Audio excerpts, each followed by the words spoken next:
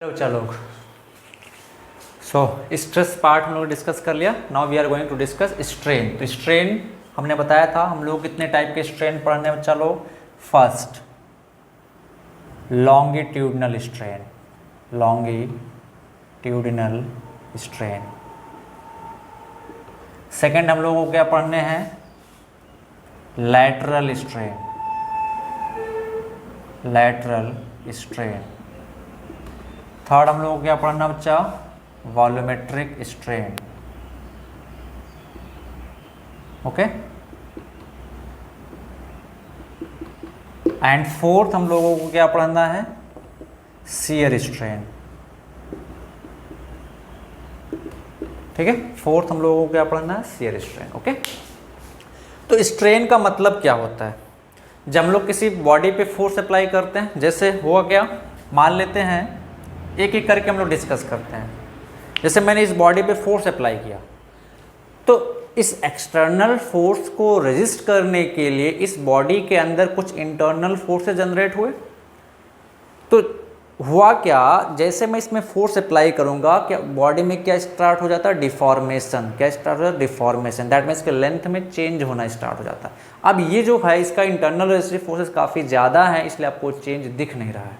ठीक है, तो जब इंटरनल रेजिस्टिव, जैसे आप फोर्स अप्लाई करना स्टार्ट किया, डिफॉर्मेशन स्टार्ट हुआ, इंटरनल रेजिस्टिव फोर्सेस एक्टिव होना स्टार्ट हुए, डेवलप होना स्टार्ट हुए, और जैसे ही आपका internal resistive forces external resistive forces के एक्सटर्नल फोर्स के बराबर हो गया, डिफॉर्मेशन वहीं पे रुक जाता है।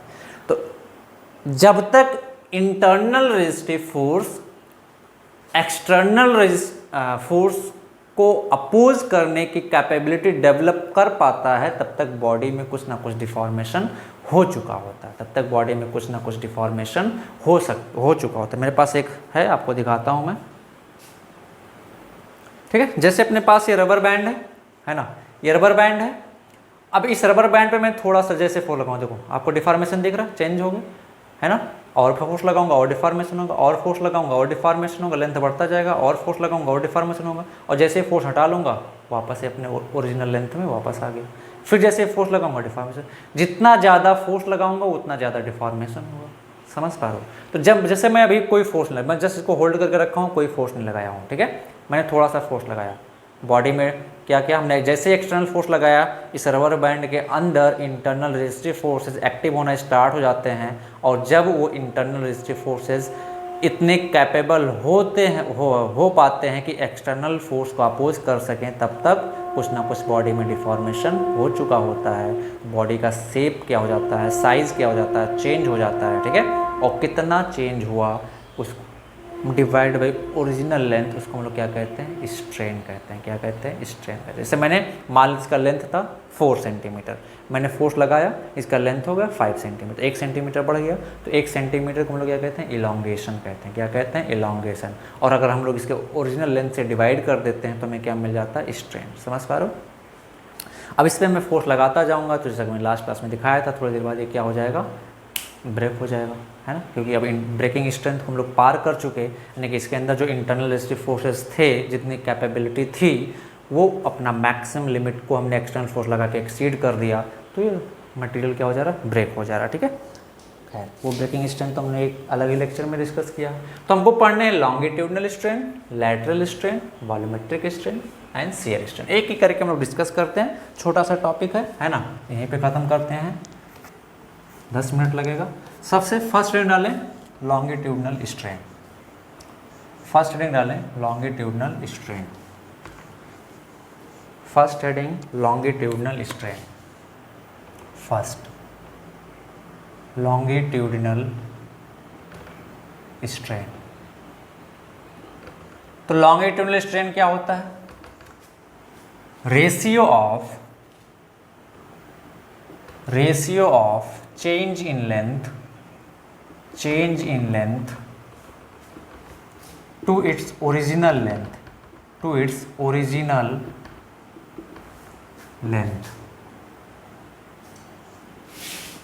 is known as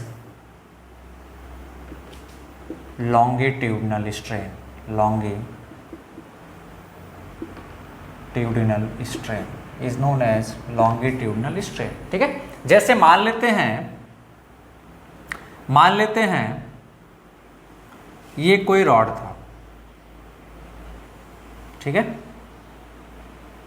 हमने इसको फोर्स F लगाया दोनों साइड से, रॉड में स्ट्रेस डेवलप होगा। इनिशियल लेंथ मान लेता हूं मैं इसका था L, ठीक है। जब हमने फोर्स लगाया तो बॉडी में स्ट्रेस डेवलप हुआ, बॉडी में डिफॉर्मेशन स्टार्ट हुआ और बॉडी का लेंथ सपोज बढ़ के डेल्टा L बढ़ गया। डेल्टा L क्या हो गया बच्चा? बढ़ गया, ठीक है। तो ये हो गया हमारा फाइनल लेंथ। L इनिशियल मान लो, इसको कंफ्यूज ना हो, दिस इज L फाइनल, ठीक है। तो डेल्टा L बताओ कितना होगा? L final minus L initial, ठीक है, ये डेल्टा L होगा। हमने सिंपल फोर्स लगा के रॉड को इलोंगेट किया, रॉड में डिफॉर्मेशन आया डेल्टा L। तो स्ट्रेन को कैसे डिफाइन किया? Change in length to its original length. तो इस longitudinal strain epsilon is equal to delta L by L initial. ये epsilon is equal to delta L कितना है? L final minus L initial by L initial. This is strain, या simple आप याद रख सकते हैं strain is equal to delta L by L, जहाँ पे L डेल्टा L क्या है बच्चा? इलोंगेशन और change in length. Change in length, L क्या है? ओरिजिनल लेंथ और इनिशियल लेंथ। इसको हम लोग क्या बोलते हैं? Longitudinal strain. नेक्स्ट लिखें लॉन्गिट्यूडनल स्ट्रेन। लॉन्गिट्यूडनल स्ट्रेन में बी पॉजिटिव और नेगेटिव। लॉन्गिट्यूडनल स्ट्रेन में बी पॉजिटिव और नेगेटिव। कैसे? जब मैं फोर्स लगा रहा हूँ तो लेंथ बढ़ रहा है, तो यहाँ से इस फार्मूले से स्ट्रेन कैसा आएगा? पॉजिटिव है, क्योंकि ये L फाइनल की वैल्यू L इनिशियल से ज़्यादा है। लेकिन सपोज मैं कंप्रेस कर रहा हूँ, ऐसे फोर्स लगा के कंप्रेस कर रहा हूँ, तो रॉड का लेंथ घटेगा। रॉड का लेंथ घटेगा तो L फाइनल L इनिशियल से छोटा होगा, तो एप्सिलॉन का वैल्यू क्या आएगा? निगेटिव आएगा। ओके, तो नोट करें स्ट्रेन में बी पॉजिटिव और negative depending upon the types of stress acting on it, ठीक है। अब मेरे को बताओ इस पर्टिकुलर पॉजिटिव कब होगा, नेगेटिव कब होगा, ये हम लोग डिस्कस कर लेते हैं। इतना नोट को जल्दी से। चलो, पॉजिटिव कब होगा, नेगेटिव कब होगा, ये हम लोग डिस्कस कर लेते हैं। बहुत ही सिंपल है भाई, बहुत ही सिंपल है। हमने बताया था ना टेंसाइल स्ट्रेस और कॉम्प्रेसिव स्ट्रेस, है ना। टेंसाइल स्ट्रेस और कॉम्प्रेसिव स्ट्रेस बताया था। टेंसाइल स्ट्रेस के केस में मतलब हम लोग रॉड को क्या कर रहे हैं बच्चा, लोग पुल कर रहे हैं ऐसे, फोर्स F लगा के स्ट्रेच कर रहे हैं ऐसे, तो रॉड में क्या आएगा? रॉड का लेंथ बढ़ना चाहेगा, तो इस टाइम में क्या जनरेट हो रहा है बच्चा? इसमें L इनिशियल का जो स्ट्रेस जनरेट होगा, कौन सा स्ट्रेस होगा? Tensile stress. इस केस में लेंथ बढ़ेगा या घटेगा? लेंथ बढ़ेगा सर। इसका लेंथ क्या होगा? इसका लेंथ बढ़ेगा F। लेंथ कितना बढ़ गया सर? इसका लेंथ बढ़ गया डेल्टा L। तो स्ट्रेन क्या आएगा यहाँ पे? Delta L by L initial, या हम लिख सकते हैं L final minus L initial by L initial. This is strain. अब इस पर्टिकुलर केस में क्या है? L फाइनल जो है वो L इनिशियल से बड़ा है, तो एप्सिलॉन क्या आएगा? पॉजिटिव। तो नोट करें, अगर रॉड पे टेंसाइल स्ट्रेस लग रहा है तो लॉन्गिट्यूडनल स्ट्रेन क्या आएगा? Positive. If tensile stress is acting on the rod then strain produced will be positive. But suppose मैं रॉड को ऐसे कॉम्प्रेस कर रहा हूं, ऐसे इधर से फोर्स लगाया F, इधर से फोर्स लगाया F, रॉड को ऐसे कॉम्प्रेस कर रहा है, ठीक है, कंप्रेस कर रहा है, इनिशियल लेंथ L, ठीक है। तो अब जब कंप्रेस कर रहे हैं तो कंप्रेस करके साइज छोटा कर रहे हैं ना रॉड का, तो रॉड का मान लेते हैं साइज रिड्यूस हो गया, कुछ रिड्यूस हो गया, है ना, एफ एफ कितना रिड्यूस हो गया, डेल्टा एल। एक लाइन में हम लोग बोल सकते हैं change in length delta L. ठीक है, तो स्ट्रेन यहां पे कितना आएगा, delta L by L initial. Delta L कितना आएगा, final minus initial by initial. ये स्ट्रेन होगा, स्ट्रेन का फार्मूला तो सेम ही है ना भाई, बट इस केस में क्या है, एल फाइनल जो लेस देन एल इनिशियल है, तो स्ट्रेन हमारा क्या आ जाएगा, नेगेटिव आ जाएगा। स्ट्रेन क्या आ जाएगा, नेगेटिव। तो अगर टेंसाइल स्ट्रेस लग रहा है तो स्ट्रेन क्या आएगा, पॉजिटिव। दैट मीन्स रॉड का लेंथ बढ़ रहा है, डिफॉर्मेशन जो है वो इंक्रीज हो रहा है, ठीक है, बढ़ रहा है। अगर कॉम्प्रेसिव स्ट्रेस लग रहा है, यानी कि हम लोग कॉम्प्रेस कर रहे हैं, तो स्ट्रेन नेगेटिव आएगा। नेगेटिव स्ट्रेन का मतलब लेंथ इज डिक्रीजिंग। ठीक है, नोट कर लो फटाक से, फटाफट नोट करो। चलो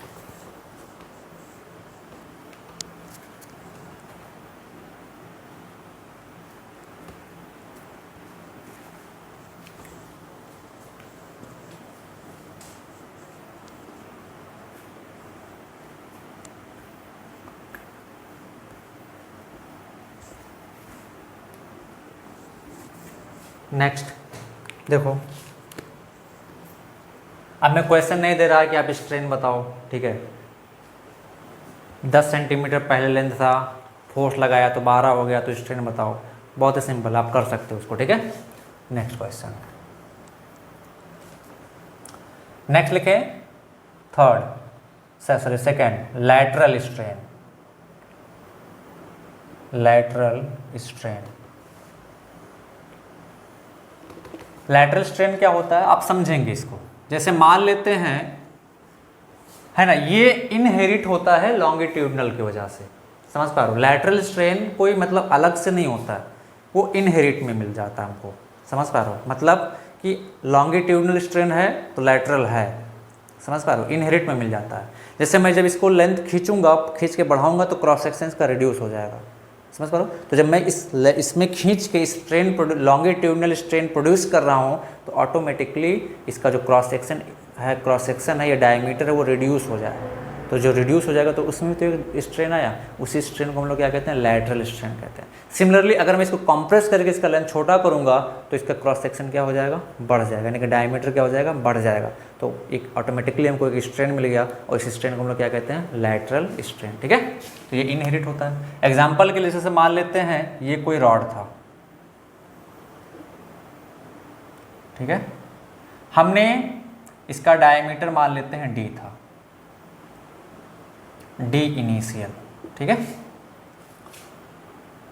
हमने इसको फोर्स एफ लगा के खींचा, ठीक है, इसका लेंथ हो गया, बढ़ गया। बहुत बढ़िया भाई, बहुत बढ़िया, बहुत बढ़िया, बहुत बढ़िया, है ना। फाइनल, ठीक है। लेकिन हमको मिला क्या कि जो इसका डायमीटर था ना, या क्रॉस सेक्शन एरिया था ना, वो भी चेंज हो गया भाई। इसको हमने मान लिया डी फाइनल, ठीक है। This is L initial.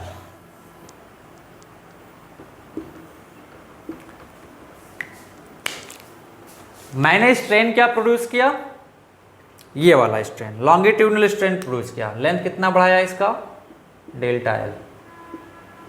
लेकिन ये डायमीटर में चेंज हमको ऑटोमेटिकली मिल जा रहा है, तो जो डायमीटर में चेंज का रेशियो है लैटरल स्ट्रेन, वो क्या आ जाएगा, is equal to change in diameter by initial diameter. या लैटरल स्ट्रेन क्या आ जाएगा, यहां से आप नोट कर सकते हैं, final minus initial by initial, ठीक है। तो यहां से लैटरल स्ट्रेन, लॉन्गिट्यूडनल स्ट्रेन क्या आ जाएगा बच्चा, देखो लॉन्गिट्यूडनल ऐसे लिखते हैं, सॉरी, लॉन्गिट्यूडनल स्ट्रेन, ठीक है, क्या आ जाएगा, डेल्टा एल बाई एल, ठीक है। या आप ऐसे लिख सकते हो L final minus L initial by L initial, ठीक है, ये एल इनिशियल लिख लेते हैं। लैटरल स्ट्रेन क्या आ जाएगा, epsilon lateral delta D by D initial is equal to D final minus D initial by D initial.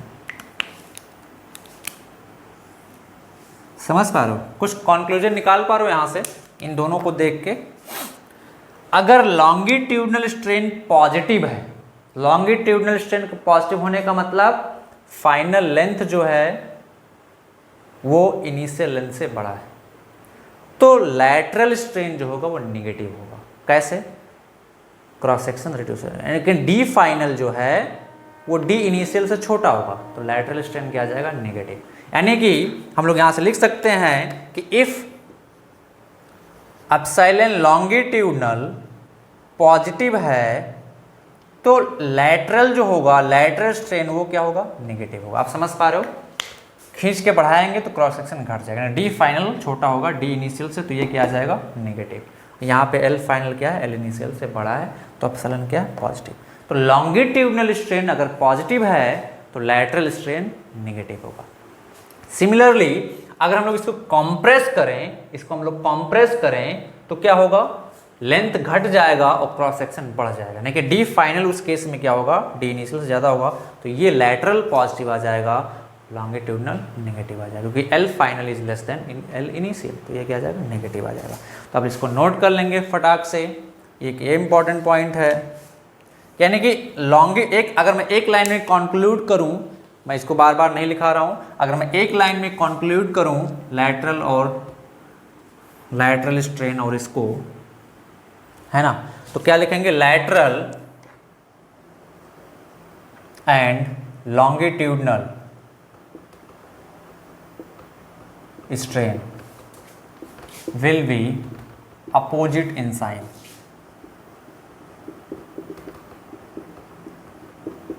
एक पॉजिटिव तो दूसरा नेगेटिव, एक नेगेटिव तो दूसरा नेगेटिव, ऑलवेज, ठीक है, ऑलवेज ऑलवेज, ठीक है। मतलब अगर लॉन्गिट्यूडनल पॉजिटिव है तो हमारा लैटरल क्या होगा, नेगेटिव।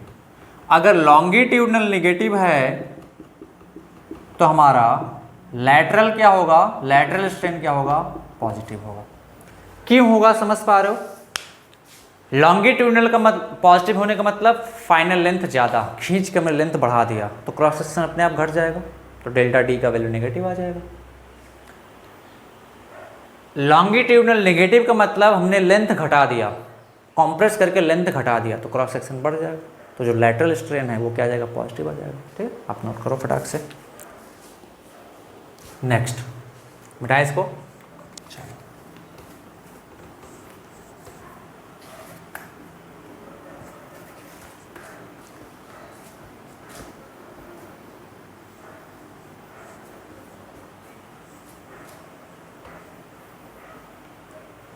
नेक्स्ट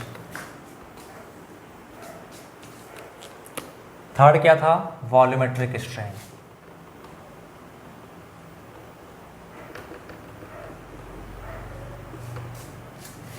वॉल्यूमेट्रिक स्ट्रेन, तो वॉल्यूमेट्रिक स्ट्रेन क्या होता है, वॉल्यूमेट्रिक स्ट्रेन देखते हैं, ratio of change in volume to its original volume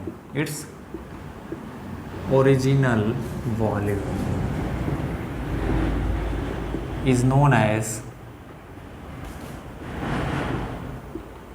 volumetric strain, तो वॉल्यूमेट्रिक स्ट्रेन एप्सिलॉन वी क्या आ जाएगा बच्चा, delta V by we,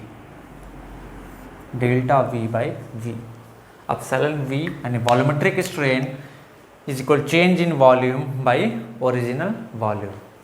volumetric strain change in volume by original volume, note करो फटाक से। चलो next,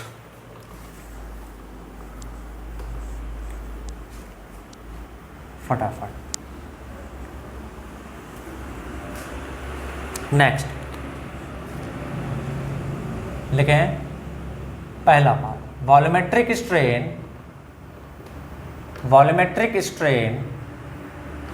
in a cuboid, volumetric strain in a cuboid. मान लेते हैं ये क्यूबॉइड है,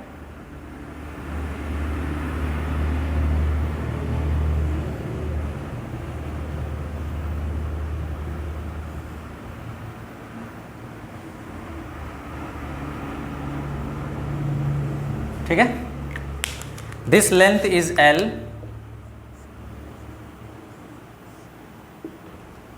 this is breadth B, and this one is height H, ठीक है। इस पे इधर से फोर्स F लगाया गया, इधर से फोर्स F लगाया गया। We have to calculate volumetric strain produced in the rod, volumetric strain produced in the rod. जैसे सिंपल बात है, जैसे ये मान लेते हैं बुक है, ठीक है, ये बुक है, मैं क्या करूँ, ये क्यूबाइड शेप में है, ये हमारा ब्रेड्थ हो गया, दिस इज लेंथ हो गया, और ये हमारा क्या हो गया, हाइट हो गया, ठीक है।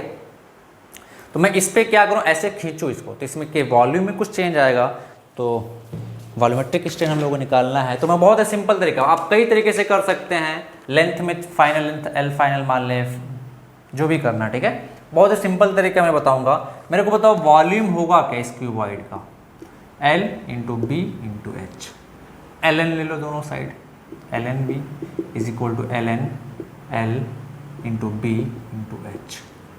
तो LN B प्रॉपर्टी लगा दो यहाँ पे LN की, तो ये क्या आ जाएगा, LN L plus LN B plus LN H, हमने प्रॉपर्टी लगा दी यहाँ पे, ठीक है। अब डिफ्रेंशिएट कर दो, तो क्या आ जाएगा यहाँ से, 1 by V D V is equal to 1 by L D L plus 1 by B D B plus 1 by H D H. Simple हमने डिफ्रेंशिएट कर दिया, तो यहाँ से क्या आ जाएगा, D V by V is equal to D L by L plus ये क्या आ जाएगा, D V by B plus ये क्या आ जाएगा, डी एच बाई एच, ठीक है।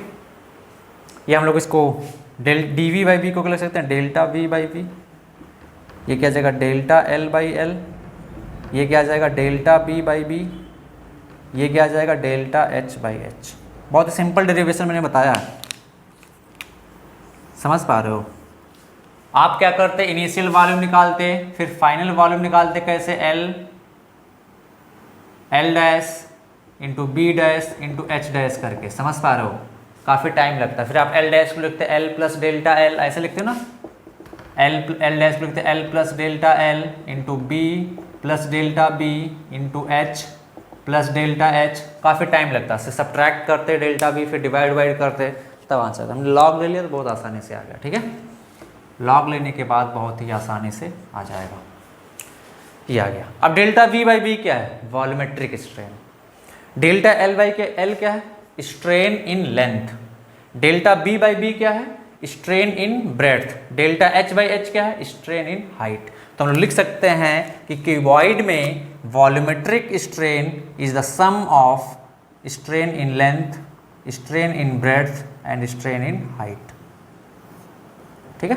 एप्सिलॉन वी क्या है यहाँ पे, volumetric strain, volumetric strain. Epsilon L क्या है, स्ट्रेन इन लेंथ, ठीक है। एप्सिलॉन बी क्या है, स्ट्रेन इन ब्रेड्थ, और एप्सिलॉन एच क्या है, स्ट्रेन इन हाइट, ठीक है। तो volumetric strain of a cuboid will be equal to sum of strain in length plus strain in breadth and strain in height. खटाक से नोट करो फटाफट। ये बहुत ही सिंपल तरीका हमने बताया है। अब कुछ लोग बोल रहा है सर इसका differentiation D V by B कैसे आ गया। बहुत मारेंगे, बहुत मारेंगे, बता देगा अगर पूछ ले गलती से। चलो next,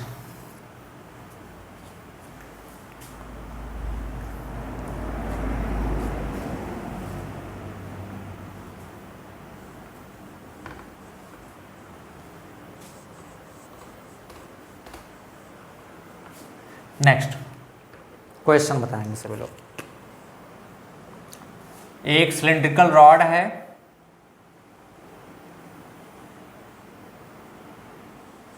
length L, diameter D, ठीक है, capital D, sorry,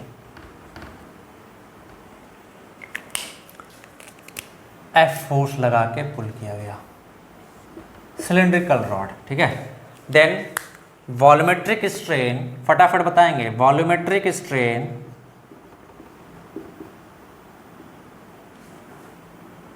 will be option A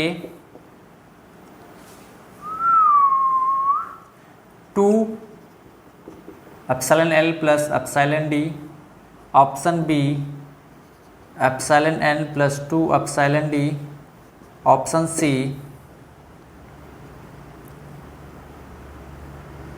epsilon pi strain in pi plus epsilon L plus 2 epsilon D, option D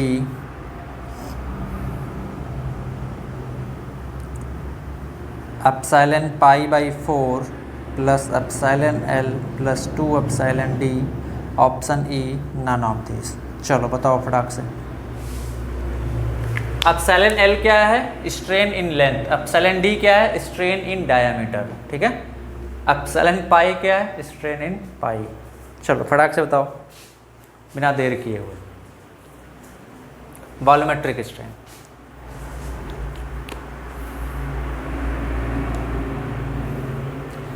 चलो देखो, तो इसका वॉल्यूम क्या हो जाएगा बोलो? सिलेंडर का वॉल्यूम क्या होता है डायमीटर के टर्म में? बोलो, सिलेंडर का वॉल्यूम होता है pi R square L, diameter के टर्म में क्या आ जाएगा? Pi D square L by 4। L N ले लो दोनों साइड, तो L N V is equal to क्या आ जाएगा? L N pi by 4 D square L. Property लगाओ एल एन की, तो आ जाएगा L N pi by 4 plus L N D square plus L N L, है ना। अब यहाँ पे प्रॉपर्टी लगाओगे तो ये 2 सामने आ जाएगा। अब इसको डिफ्रेंशिएट करो तो ये क्या आ जाएगा? 1 by V into D V, ये तो कांस्टेंट है, डिफ्रेंशिएशन 0 हो जाएगा, प्लस यहाँ से क्या आ जाएगा? 2 by D into D D, plus यहाँ पे क्या आ जाएगा? 1 by L into D L. थोड़ा अरेंज करें इसको तो हम लोग लिख सकते हैं D V by V is equal to D D by D, sorry 2 plus D L by L. ये क्या है? Volumetric strain. Epsilon V is equal to, ये क्या है? Strain in length epsilon L, ठीक है, प्लस 2, ये चीज़ क्या है? स्ट्रेन इन डायमीटर या डायमेट्रिक स्ट्रेन एप्सिलॉन डी, ठीक है। तो volumetric strain of a cylinder क्या होता है? Strain in length plus 2 times strain in diameter, 2 times strain in diameter. तो कौन सा ऑप्शन हो जाएगा? ऑप्शन बी हो जाएगा। कौन सा ऑप्शन हो जाएगा? ऑप्शन बी हो जाएगा, ठीक है। चलो नोट करो, चलो भैया।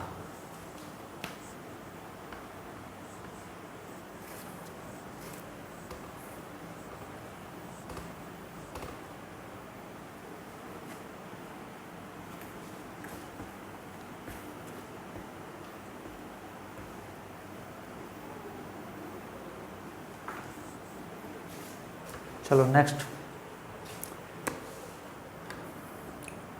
Volumetric strain of sphere.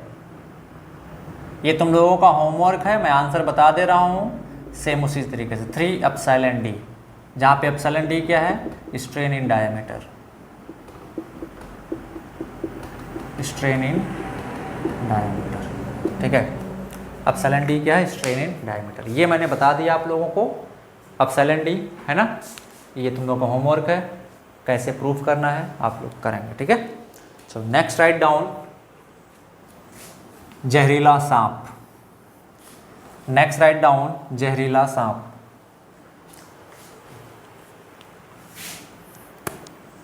Next topic, जहरीला ratio. Poisson's ratio.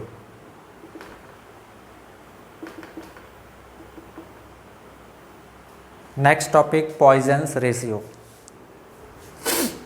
Poisson's ratio, next topic Poisson's ratio. तो पॉइजन्स रेशियो क्या बताता है बच्चा? It is the ratio of lateral strain to longitudinal strain।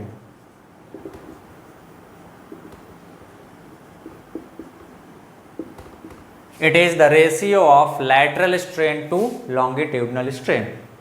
क्या क्या है ये? Ratio of lateral strain to longitudinal strain। तो Poisson's ratio mu will be equal to minus times lateral strain by longitudinal strain। Minus क्यों लगाया आपको समझ में आ रहा है? माइनस साइन क्यों लगाया आपको समझ में आ रहा है? क्यों लगाया है? क्योंकि लैटरल और लॉन्गिट्यूडनल साइन में अपोजिट होंगे। अगर लॉन्गिट्यूडनल पॉजिटिव होगा तो ये नेगेटिव होगा, अगर ये पॉजिटिव होगा तो ये नेगेटिव होगा। तो फाइनली पॉइजन्स रेशियो नेगेटिव हो नहीं सकता है, तो उसको पॉजिटिव बनाने के लिए हमने सामने माइनस साइन लगाया। समझ पा रहे हो? पॉइजन्स रेशियो जो नेगेटिव हो नहीं सकता है, इसलिए इसको पॉजिटिव करने के लिए माइनस साइन लगाया। जब हम लोग फार्मूला बनाए Poisson's ratio is equal to minus lateral strain by longitudinal strain. Note करो फटाक से। अब ध्यान से देखें, अगर मैं यूनिट की बात करूं, यूनिट की अगर मैं बात करूं, किसकी बात करूं? यूनिट की। पॉइजन्स रेशियो की क्या कोई यूनिट होगी? नहीं। स्ट्रेन स्ट्रेन का रेशियो है, पॉइजन्स रेशियो का कोई यूनिट नहीं होगा। ठीक है। डायमेंशन फार्मूला की बात करूं तो पॉइजन्स रेशियो का कोई डायमेंशनल फार्मूला नहीं होगा। पॉइजन्स रेशियो का कोई डायमेंशनल फार्मूला नहीं होगा। ठीक है। तो अगर मैं स्ट्रेन की बात करूं, यूनिट ऑफ स्ट्रेन, छोटे छोटे बात तुम लोग गधा है, कंफ्यूज हो जा ही जाता है। यूनिट ऑफ स्ट्रेन, तो स्ट्रेन दो सेम टाइप की क्वांटिटी का रेशियो है तो यूनिट लेस हो जाएगा। डायमेंशन,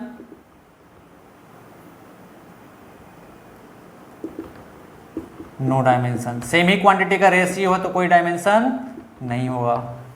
ठीक है। Unitless and dimension. Similarly Poisson's ratio, same quantity का रेशियो है ना, सेम क्वांटिटी का रेशियो है ना, तो ये भी क्या होगा? यूनिट लेस होगा और डायमेंशन लेस होगा। अब जितने भी स्ट्रेन है भाई, चाहे वो, मैंने स्ट्रेन वर्ड यूज किया है, तो चाहे वो लॉन्गिट्यूडनल स्ट्रेन हो, चाहे लैटरल स्ट्रेन हो, चाहे वॉल्यूमेट्रिक स्ट्रेन हो, कैसा भी स्ट्रेन हो, यूनिट लेस होगा, डायमेंशन लेस होगा। ठीक है। ये चीज़ आपको ध्यान में रखना है। ठीक है। नोट करो फटाक से। अब बचता है शियर स्ट्रेन। तो शियर स्ट्रेन को हम लोग बाद में पढ़ेंगे थोड़ा। ठीक है। शियर स्ट्रेन को हम लोग थोड़ा बाद में पढ़ेंगे। कि पढ़ लें? पढ़ लें?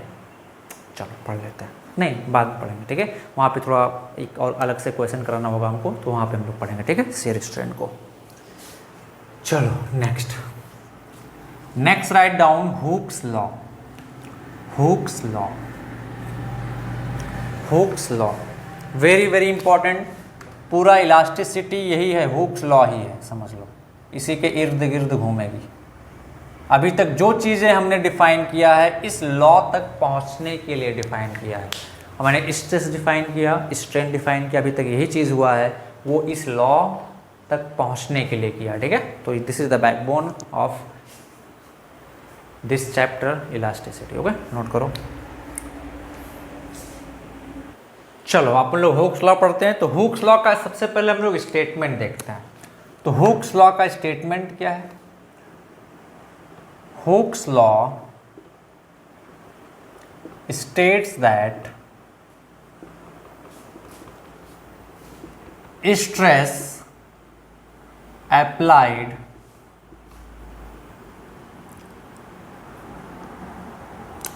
on an object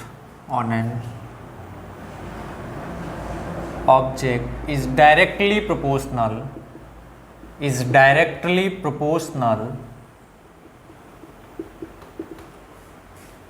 is directly proportional to the strain produced in the rod. ठीक है, Hooke's law states that stress applied on an object is directly proportional to the strain produced in the rod। ये हम लोग simple बोल सकते हैं strain produced. Stress, Hooke's law simply क्या कहता है, stress and strain will be directly proportional. ठीक है, चलो तो हम लोग क्या कहते हैं, stress sigma is directly proportional to strain epsilon. या एक मिनट, हम लोग ऐसे लिख सकते हैं थोड़ा स्कूल एग्जाम के लैंग्वेज में, stress is directly proportional to strain, sigma is directly proportional to epsilon, sigma is equal to y into epsilon। y क्या है, प्रोपोर्शनलिटी कांस्टेंट, प्रोपोर्शनलिटी स्पेलिंग वगैरह मेरा देख लेंगे, गलत हो सकता है, कांस्टेंट।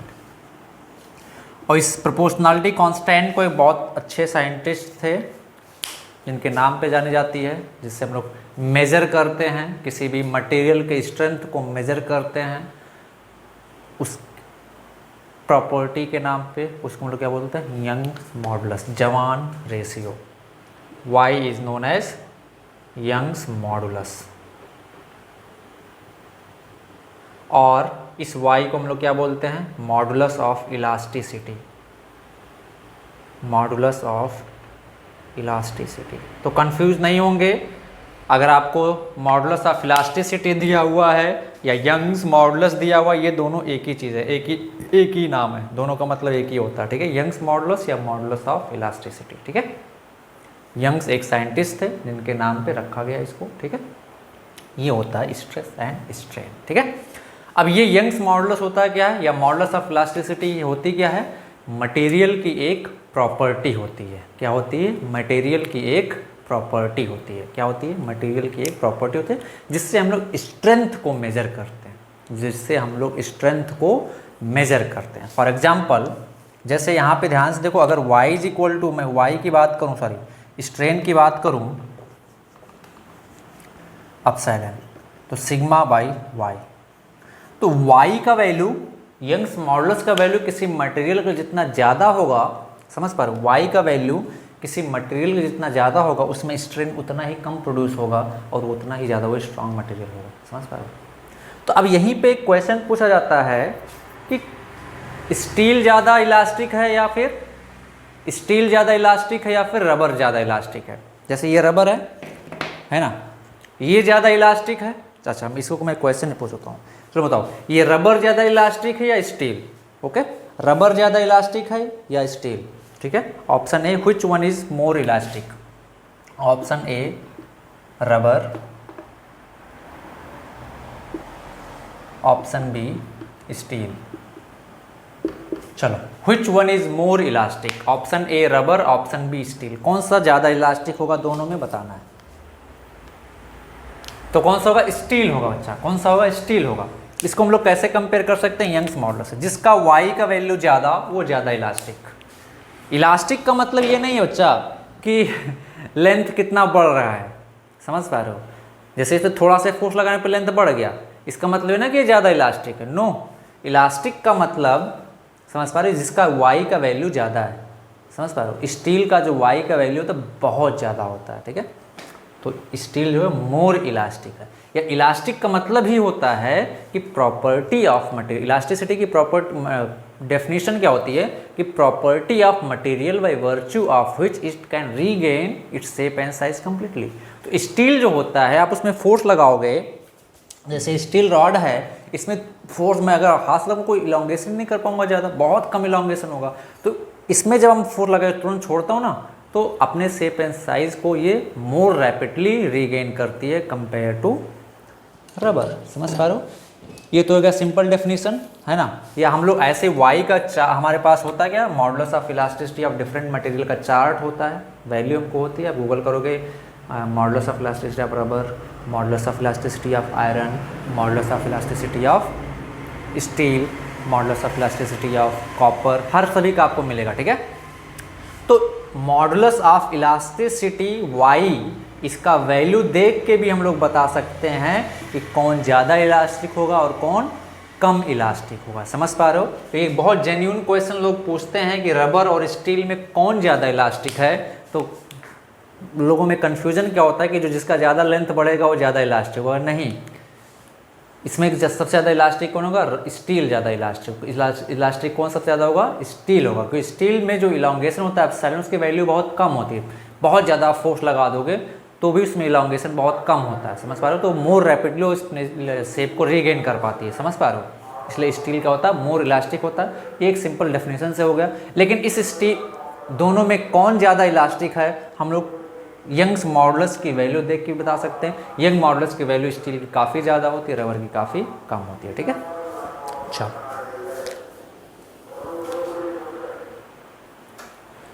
ओके, तो ये रेशियो आपको पता होना चाहिए, है ना।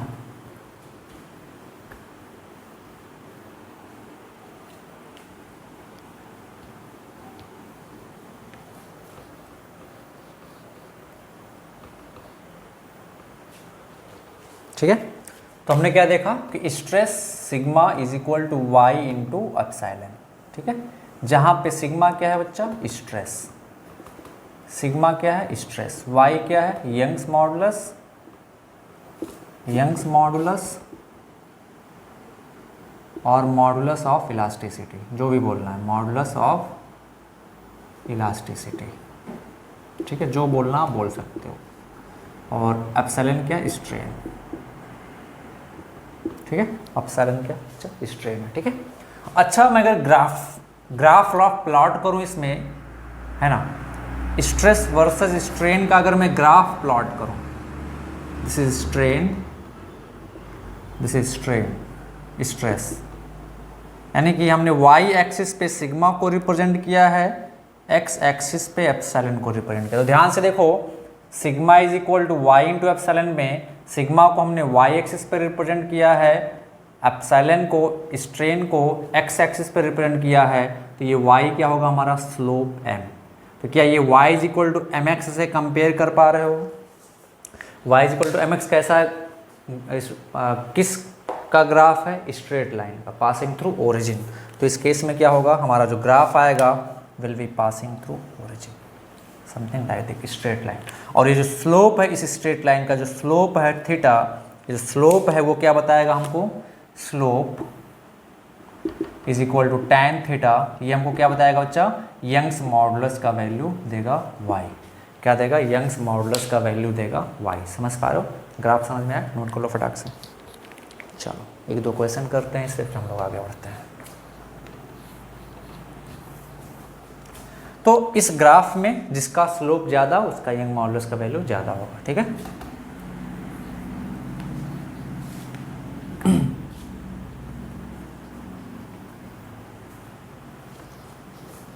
चलो नेक्स्ट क्वेश्चन लिखो।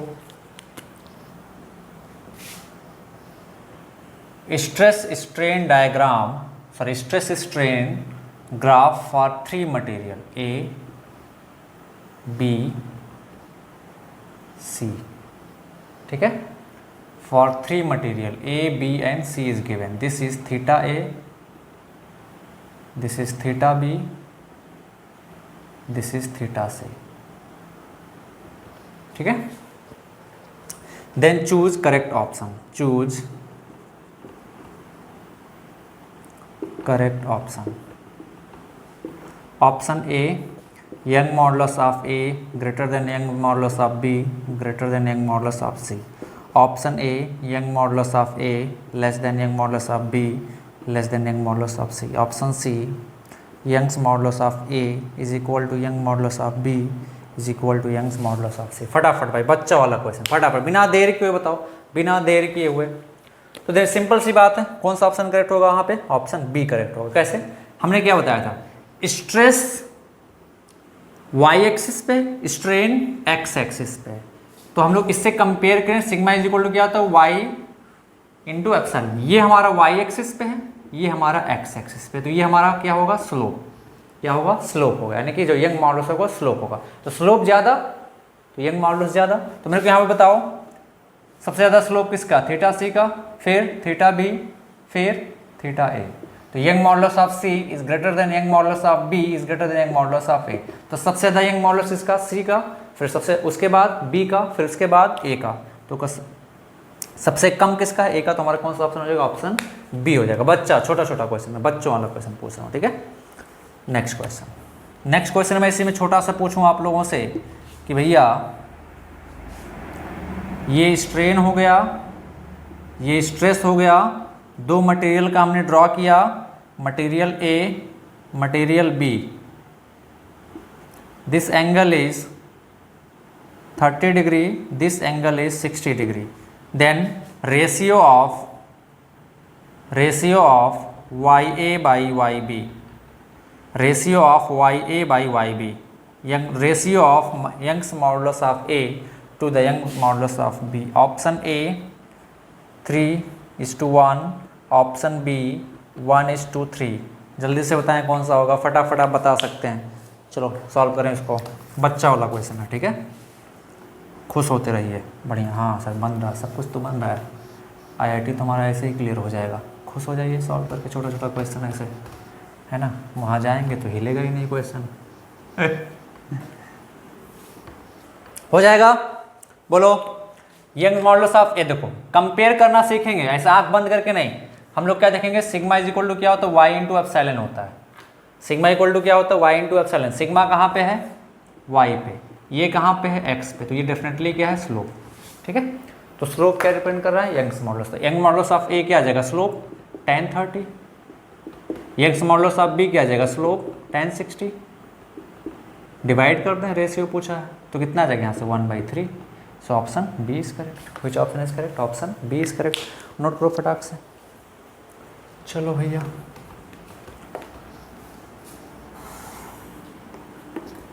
Next question.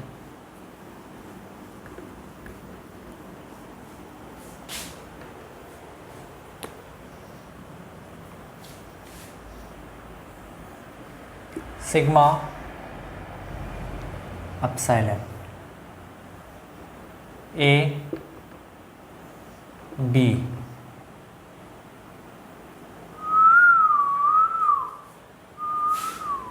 (30 degree 45 degree. Then ratio of Y A by Y B. Option A √2:1, option B 2√2:1, option C 1:√2, option D 1:2√2, option E none of this. चलो फटाक से बताओ कौन सा होगा, फटाफट फटाफट फटाफट फटाफट फटाफट फटाफट बताओ भाई, फटाफट। चलो चलो चलो बताओ फटाक से। चलो देखते हैं तो क्या होगा यहाँ पे। देखो हमारे पास क्या होता है, sigma is equal to Y into epsilon. Sigma कहाँ पे, इस बार एक्स एक्सिस पे है। कुछ लोगों ने मार दिया ऐसे ही। अच्छा वाई ए तो होगा sir ji tan 30, Y B हो जाएगा tan 45। तो Y A by Y B कर दिया, खटाक से आ गया 1/√3। कथे कहीं के। बहुत लोगों ने इसमें से हम गलती की, हम ऑप्शन ई बहुत लोगों ने करेक्ट दिया है ना, क्योंकि उनका आंसर आएगा 1/√3। समझ पा रहे हो, तो उन्होंने वो नन ऑफ दिस दे दिया, लेकिन गलत। कैसे, गधा लोग। आंख बंद करके सॉल्व करेगा तो गलत नहीं होगा, आंख बंद करके सॉल्व करेगा तो गलत नहीं होगा। सिग्मा इस बार किस एक्सिस पे है, एक्स। स्ट्रेन किस एक्सिस पे है, वाई। बोल बोल बोल बोल बोल जल्दी से बोल। तो क्या ये हमारा इस बार स्लोप है? तो y इज इक्वल टू क्या आ जाएगा इस पर, 1/m इंटू एक्स। 1/m यहाँ पे इस बार ये स्लोप जो ये, अगर ये स्लोप नहीं है, अगर हम लोग ऐसा समझें x, यहाँ वाला ये आ जाएगा x इज इक्वल टू ये सिग्मा को x एप्सिलॉन को y पे, तो ये y क्या रिप्रेजेंट कर रहा है बच्चा, 1/m रिप्रेजेंट कर रहा है, 1/m। तो यहाँ पे इस बार यंग्स, ये आप सिंपल ऐसे लिख सकते हो ना, y is equal to mx के टर्म में, है ना। अब ये स्ट्रेट लाइन बन जा रहा है हमारा, सिंपल है ना। अब यहाँ पे स्लोप क्या इस बार m, और यहाँ हम लोग सिंपली बोल सकते हैं यंग्स मॉडुलस कितना, किसके बराबर आ जाएगा, 1/m के बराबर आ जाएगा। या आप ऐसे लिख सकते हो, जैसे आपको कंपेयर करना है वैसे आप कंपेयर कर सकते हो, ठीक है, आसानी से ऐसे कंपेयर कर सकते हैं। This is sigma x axis पे है, ये हमारा y एक्सिस पे है ना, और ये हमारा यंग्स मॉडुलस हो गया। तो y इज इक्वल टू क्या आ जाएगा इस बार हमारा 1/यंग्स मॉडुलस इंटू x, तो ये हमारा स्लोप है। तो स्लोप इस बार m कितना है, 1/y है, तो y किसके बराबर जाएगा, 1/m के, यानी कि 1/ स्लोप के, अगर हम लोग m को स्लोप कंसीडर करते हैं, ठीक है। तो अब ध्यान देखो a का स्लोप कितना आ जाएगा, a का slope Young's modulus of a कितना आ जाएगा 1/m, a का स्लोप कितना 30 डिग्री, 1/tan 30, ठीक है। b का स्लोप कितना आ जाएगा, यंग मॉडुलस ऑफ b कितना आ जाएगा 1/ slope of curve b, slope of curve b कितना है 45, tan 45। समझ पा रहे हो, अब निकालोगे ya/y/b करके, तो कितना आ जाएगा √3:1, ठीक है। तो कौन सा ऑप्शन हो जाएगा इसमें से, नन ऑफ दिस, कौन सा ऑप्शन हो जाएगा, नन ऑफ दिस, ठीक है। चलो भाई नेक्स्ट।